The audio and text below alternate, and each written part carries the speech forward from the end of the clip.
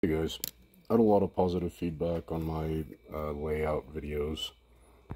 I want to take a couple steps back though and show you from the very beginning how I start planning that out. Like I showed you the system, the design of the roads, right? But how do we actually start organizing which buildings are going into a nub group and which buildings are going to be on the outside of that? So here's basically my process. I go through great buildings first and find the largest buildings and just put them on the map somewhere.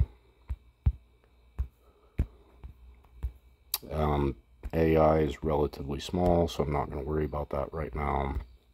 Observatory is relatively small. I've got some 5x5s, and the rest of these are 4x4, 3x3, so I'm not going to worry about those right now. Next step, I go through inventory and I look for two different groups of buildings. I look for long and shallow buildings, like a serene, because I know that those will potentially end up alongside of a column. And I'm going to put all of those on the field at the very beginning. Next step, I go through and find the largest, so there's two different groups. It's going to be long and skinny, and then narrow and tall. So like an autumn vineyard would be a good candidate for running alongside of a row. Okay, and that's the only autumn vineyard I have. But if it was another inventory that I'm not familiar with, those are the building groups that I would be looking for. The second building group is going to be the very largest event buildings. On the same process here, I pull all of these out and put them on the field just so that I can visualize them.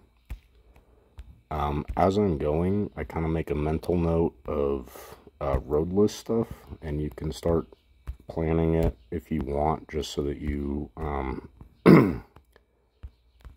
you kind of get a feel for your space. Just put these on the edges somewhere. It's right now we're not really trying to organize a nub pattern. We're trying to figure out the hardware that we have, and then from there we'll start setting up a nub pattern. This is road list, but I'm not going to worry about the 2x2 stuff right now. I'm not going to worry about a road list 3x3. I just want to get the biggest stuff out of the way. This is a large road building that I need to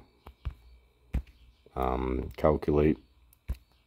4x4 road list is pretty good size. Like I said, I'm not really trying to set up a city layout right now. I'm just trying to visualize the space that I'm consuming with the hardware that I have. So I'm going to put all of these on the field and just get them out of the way somewhere, put them up against an edge. 2x3 road list, I'm not worried about that, right? Alligator swamps, I've got plenty of them. We're not going to put those out. Right now we're just trying to figure out the big stuff. Road lists, I'm not going to put my road list one by one down. There's plenty of airships. We're not going to drop those. We'll figure those out later. Okay, so here's another group of large road buildings. Okay, so I'm going to group these with this other group of the Celtic taverns down here, right? Notice how I'm making two different categories of buildings. These are large buildings, but that I have multiple of. Same group over here. These are large buildings, road buildings, but there's only two of them. So those are kind of unique dimensions, right? Okay, so now I've got some 4x5 stuff that I know I'm going to need to arrange.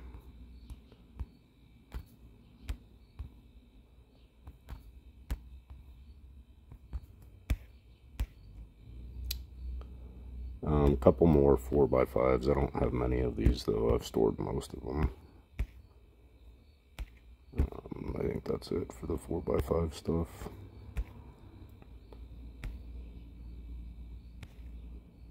Couple 3x3 road, 3x3 road list. Here's a 5x5 road list.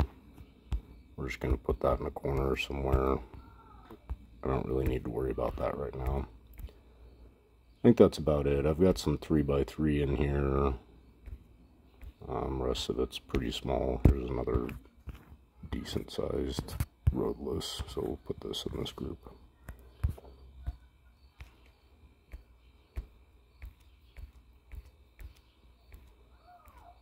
I think that's about it for the large stuff. All right, so let's get into how we would start setting this up. Okay, I have this center group is all pretty irregular, right? I only have 2 buildings that are 5 by 5. I only have 2 buildings that are 6 by 6. I only have 2 buildings that are 5 by 7. 1 building that's 7 by 7. 1 building that's 5 by 6. And at this point, I'm looking at all of the large buildings that I've pulled out of my inventory. Everything else is just filler after this, okay? So these are going to be, this group in here is going to be my road ends. So from here is where I would start planning where my town hall is actually going to sit. Okay, I only have 1 7 by 7. Where is a good place for this 7 by 7? Let's put it in the corner, right? And I know just mentally, I know that I have a lot more of this 4 by 4 roadless, or groups of roadless, right? So why don't I put my AO somewhere where I can run more 4 by 4 roadless behind this AO, okay? Right? Put 1 little piece of road in here. And then eliminate one of these large great buildings, okay? That's going to be step number 1. And obviously we'll fine tune this, but hey, look, a chateau fits perfect in there, okay? So this group in here, this little pocket, that's all going to be little filler stuff. And then when you go back through and you start planning all your roadless stuff, look for what fits in the space first of all, but also what's convenient to collect. Okay, so there's a 4 by 3, fits in there perfectly, but that might actually be a Blue Galaxy candidate, so maybe I put that next to my Blue Galaxy, right? Oh, I've got a thing that's 5 wide that might also be a good Blue Galaxy candidate. Okay, and so at this point, and this is kind of ideal, you do want this row height to align when you're coming out of the town hall from the back of the city. You do want that row height to align. So I've connected 1, 2, 3 super large buildings. They're large, but they're also irregular shaped. I've connected 3 of those with a single piece of road, and I've also grouped 2 of my roadless buildings that are good candidates for Blue Galaxy collection, and they're grouped right next to Blue Galaxy. So from here, let's make a pair, okay? I know that somewhere in the city, I will be able to connect Arc and an Eco at the end of a road with a single piece of road, right? I also know that I could connect, let's do it the other way just so you can see that, yeah.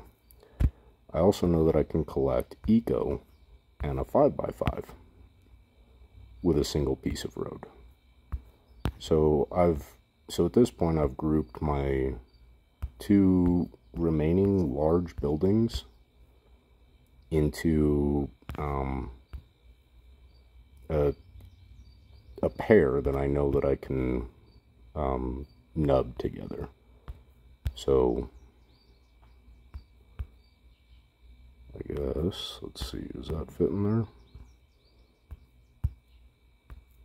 Let's do that with 2 pieces of road. I've got a Zeus in here. Actually, we could do it this way. Here, 1 second. Let's put this right here.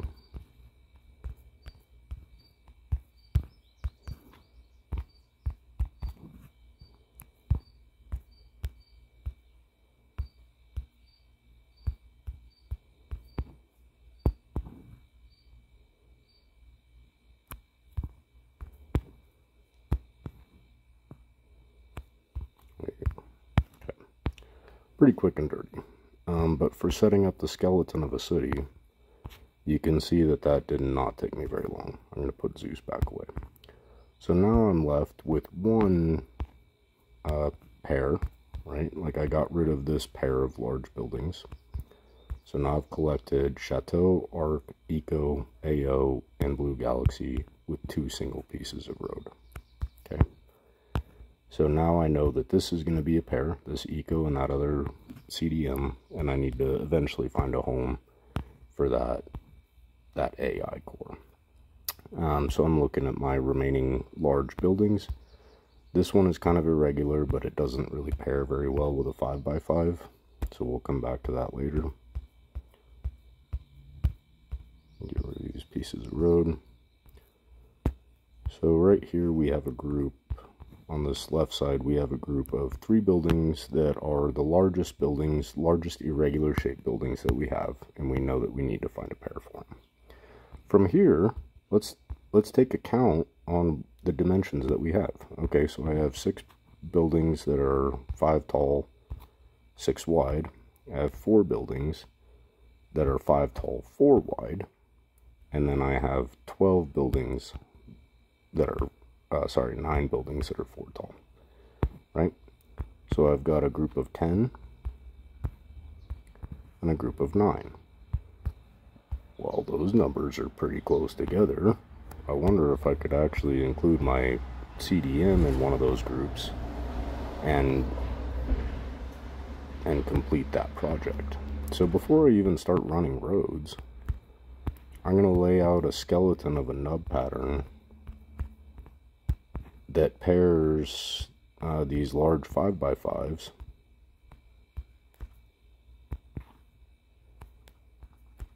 with the 4x4s, because the quantities are the same.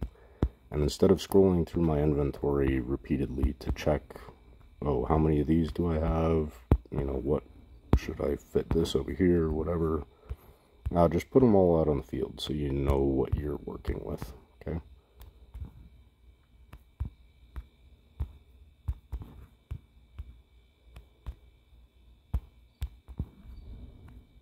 And at this point, my nub pattern is like 99% done.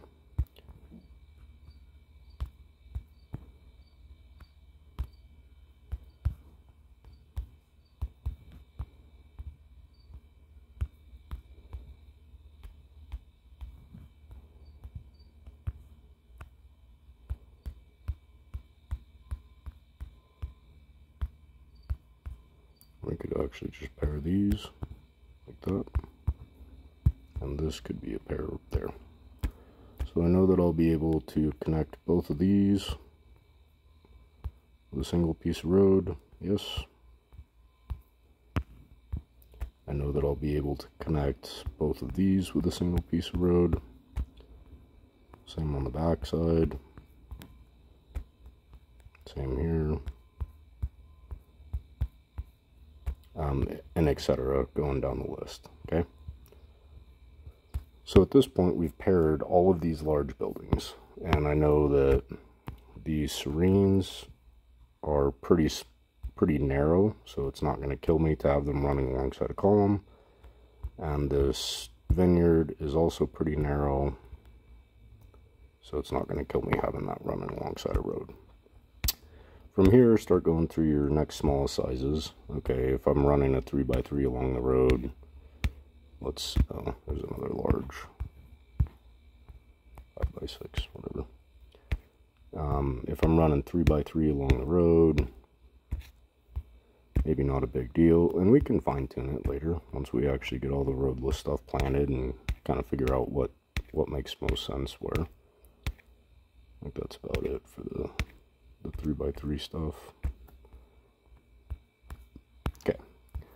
So now that we have all of our large buildings on the field, we can kind of start getting a feel for, okay, this is the amount of roadless that I have. So maybe I move my town hall and this group up a little bit, right? So that I can pack more roadless behind it. And this group, this center group, well, I don't want it being too close to this left edge. That's kind of impractical. So maybe we shift this group over a little bit and then down, right? over and down so that it kind of lines up with the serene animal crossings along the edge. Does that make sense so far? And then after you finish out your roads, everything else is just filler. All this road list is filler. Once I get my big stuff planted, I go back through inventory and say, wow, I got 58 jesters. And then however many, 30 some odd alligators. Okay, so some of these are going to be good candidates for a road group for insulation in these nubs, right? But I can already tell automatically that I'm probably going to have a separate row dedicated to these jesters, just because there's so many of them, right? Hopefully that kind of helps you visualize from the ground up how to actually establish that nub pattern. And then from here, we'll say, okay, you know, we're going to move our town hall up a few squares, start our group up here, and our road system is going to look something like that, right? Where we got this column coming down over here, and then back over for this group of nubs, right? And depending on the hardware you have, this road pattern might actually be 2 nub groups instead of just the one, depending on the hardware you have. Oh, hey, look, if I run my roads like that, I can actually connect those and be done with, yeah, there you go. All my large buildings are planted now.